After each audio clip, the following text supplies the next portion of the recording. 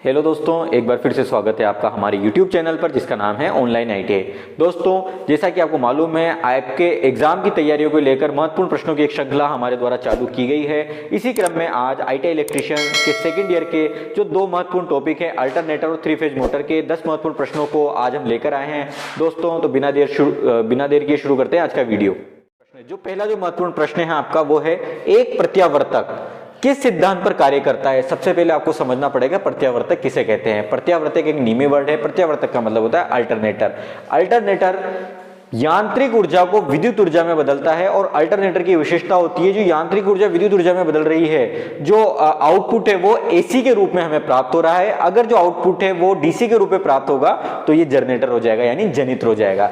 तो यहाँ बात की जा रही है कि एक प्रत्यावर्तक किस सिद्धांत पर कार्य करता है। जो आपके विकल्प है, ओम का नियम, लेंज का नियम, जूल का नियम, और डी है फेराडे का इलेक्ट्रोमैग्नेट इंडक्शन का नियम। तो दोस्तों, जो अल्टरनेटर है वो फेराडे के इलेक्ट्रोमैग्नेट इंडक्शन के नियम पर कार्य करता है। इस नियम के बारे में आपको बता देता हूं। इस नियम के अनुसार जो रोटर है वो विद्युत चुंबकीय क्षेत्र में अगर गति करता है या किसी प्रकार का गुणन करता है तो ये विद्युत चुंबकीय रेखाओं का छेदन करेगा और रोटर के अंदर विद्युत वाहक बल उत्पन्न होगा। ठीक है दोस्तों, अब बात करते हैं क्वेश्चन नंबर 2 की। क्वेश्चन नंबर 2 है, जब 3 फेज मोटर के रोटर को रोककर परीक्षण किया जाता है तो स्टेटर में प्रदाय दी जाती है। अब यहां ये पूछ रहा है कि जो 3 फेज मोटर है उसके रोटर को रोककर अगर परीक्षण किया जाता है, परीक्षण करने के लिए जो स्टेटर में प्रदाय यानी सप्लाई दी जाएगी वो कितनी दी जाएगी। ऑप्शन है आपके पूर्ण सप्लाई वोल्टेज, बी है दोगुनी वोल्टेज, सी है सप्लाई की आधी, डी है सप्लाई वोल्टेज की 10%। तो दोस्तों, अगर हमें 3 फेज मोटर के रोटर को रोककर परीक्षण करना है तो हम सप्लाई वोल्टेज की 10% प्रदाय देंगे, 10% सप्लाई देंगे। अब बात करते हैं क्वेश्चन नंबर 3 की। क्वेश्चन नंबर 3 है, एक स्लिप रिंग मोटर का टॉर्क होता है। टॉर्क यानी घूर्णन बल। तो स्लिप रिंग मोटर का टॉर्क होता है। स्लिप रिंग मोटर एक प्रकार की 3 फेज मोटर होती है, जैसा कि आपको मालूम होगा।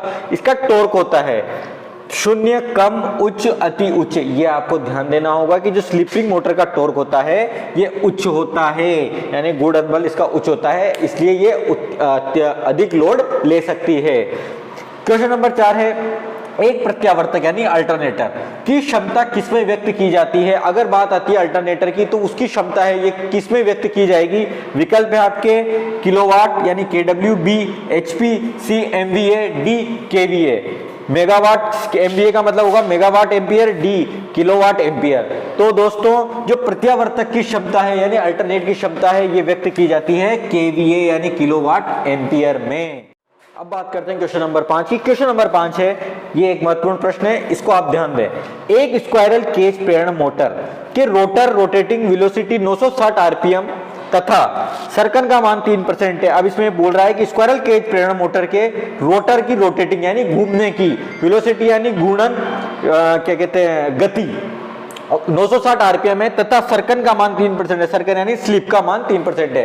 अब मैं आपको बता दूं, ये जो आप शब्द देख रहे हैं वेलोसिटी एंड सर्कन, ये एक नीमी वर्ड है। जहां जो परीक्षाएं नीमी पर आधारित है, नीमी पैटर्न पर आधारित है, उसमें आपको इसी प्रकार के प्रश्न देखने को मिलेंगे। इसलिए हमने इन शब्दों का उपयोग किया है जिससे कि आपको हम ज्यादा से ज्यादा अच्छी तैयारी करवा सके। ठीक है दोस्तों, अब इसमें पूछ रहा है तो सिंक्रोनाइज वेलोसिटी क्या होगी। सिंक्रोन यानी तुल्यकालीन वेलोसिटी यानी गति, तुल्यकालीन गति क्या होगी। तो इसको अपन को सोल्व करने के लिए सूत्र का इस्तेमाल करना पड़ेगा। सिंक्रोनाइज वेलोसिटी ज्ञात करने का जो सूत्र होता है वो मैं आपको बता देता हूं। सूत्र होता है NS इक्वल टू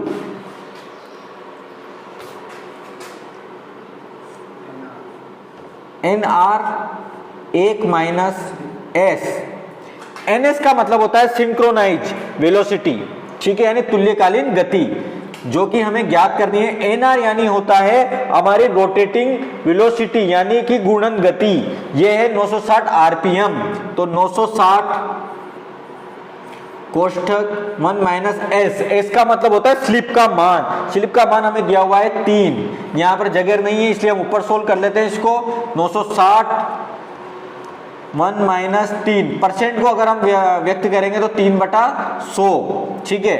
तो 960, सबसे पहले कोष्टक को सोल्व करेंगे, 1/1 माइनस 3/100, सोल्व करते चलते हैं। 960 कोष्टक 1 माइनस 100 माइनस 3/100 यानी 960 इंटू, कोष्टक खोल देते हैं, 100 में से 3 अगर हम घटाते हैं तो हम पाएंगे 97/100।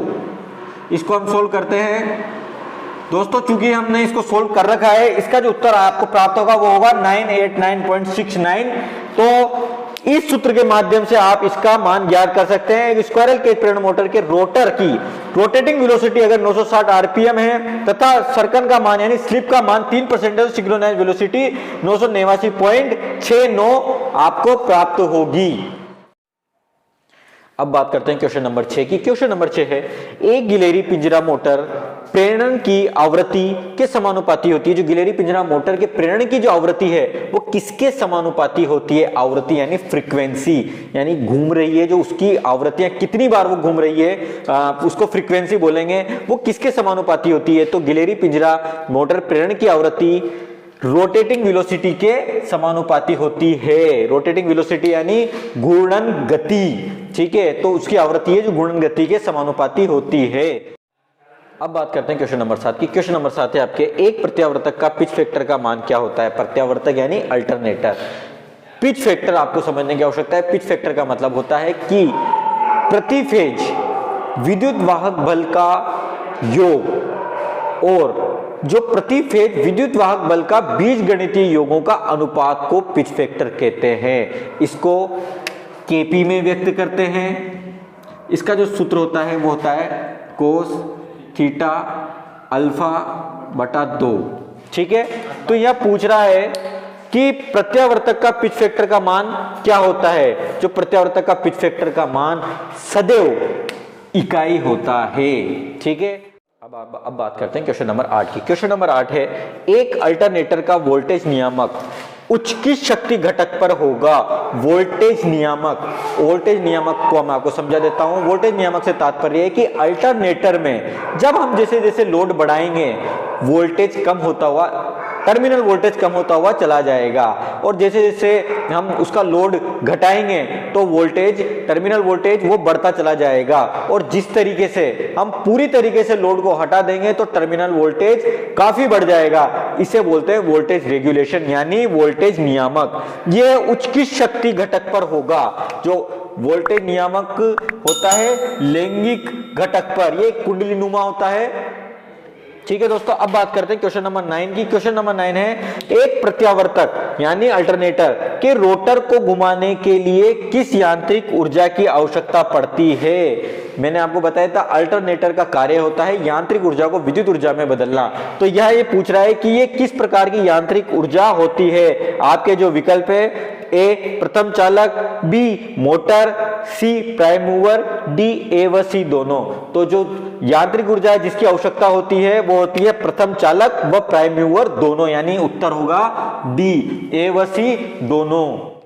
अब बात करते हैं आज के अंतिम और 10वें प्रश्न की। 10वां प्रश्न है आपका, एक गिलेरी पिंजरा मोटर, एक गिलेरी पिंजरा प्रेरण मोटर जो कि 3 HP से अधिक और 5 HP से कम है, उसके लिए किस प्रकार का प्रवर्तक यानी स्टार्टर का प्रयोग किया जाएगा? ऐसी गिलेरी पिंजरा मोटर जो 3 HP से अधिक है और 5 HP से कम है, उसमें किस प्रकार के स्टार्टर का प्रयोग किया जाएगा? जो आपके विकल्प है वो है, पहला तारा त्रिकोण स्टार्टर यानी स्टार डेल्टा स्टार्टर, बी नियत वोल्टेज ट्रांसफॉर्मर स्टार्टर, सी DOL स्टार्टर यानी डायरेक्ट ऑनलाइन स्टार्टर, डी है सर्प विले स्टार्टर। अब मैं आपको इसका जो सही उत्तर है वो बता देता हूं। इसका जो सही उत्तर होगा, जो 3 HP से अधिक और 5 HP से कम गिलेरी पिंजरा प्रेरण मोटर के लिए स्टार्टर का प्रयोग किया जाएगा वो है DOL स्टार्टर यानी direct online starter. DOL starter का प्रयोग अगर हम करते हैं तो स्टार्ट करते समय मोटर को पूर्णतया वोल्टेज प्राप्त होता है। ये किसी प्रकार का वोल्टेज ह्रास नहीं करता है, इसमें किसी प्रकार वोल्टेज का ह्रास नहीं होता है।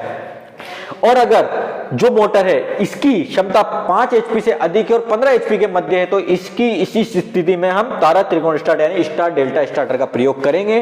और ऐसी मोटरें जो कि 40 HP तक जिनकी क्षमता है उसके लिए हम नियत वोल्टेज ट्रांसफार्मर स्टार्टर का प्रयोग करते हैं।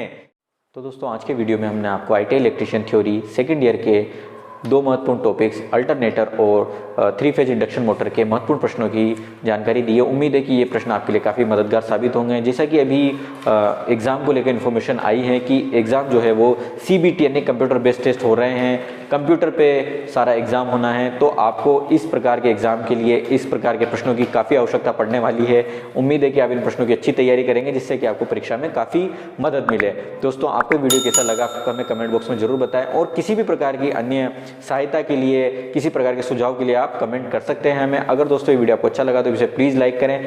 अगर आप हमारे चैनल पर नए हैं तो इसे सब्सक्राइब जरूर करें जिससे कि आपको आने वाले हमारे समस्त वीडियो जो कि ITI के सिलेबस से संबंधित है, ITI की तैयारियों से संबंधित है, एग्जाम की तैयारियों से संबंधित है या फिर ITI की जो भी इंफॉर्मेशन आती है जैसे कि किसी भी प्रकार की वैकेंसी की या फिर जॉब की या फिर एग्जाम से संबंधित, वो सभी आपको हमारे चैनल पे निरंतर मिलती रहेगी। तो आपसे उम्मीद है कि आप हमारे चैनल को सब्सक्राइब जरूर करेंगे। मिलते हैं अगली वीडियो में। धन्यवाद।